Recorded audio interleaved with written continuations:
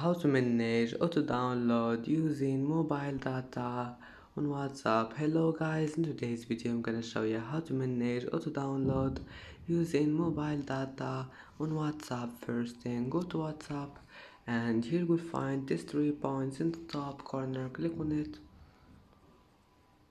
and click settings, and here we'll find this one, storage and data. And here you will find when using mobile data, just click on it. If you want to turn off anything here, just click on it and you can turn it off, and you can turn it on again just by one click.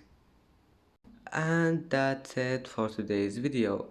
If you like this video, don't forget like and subscribe, and thank you for watching this video until the end. And now see you in the next video.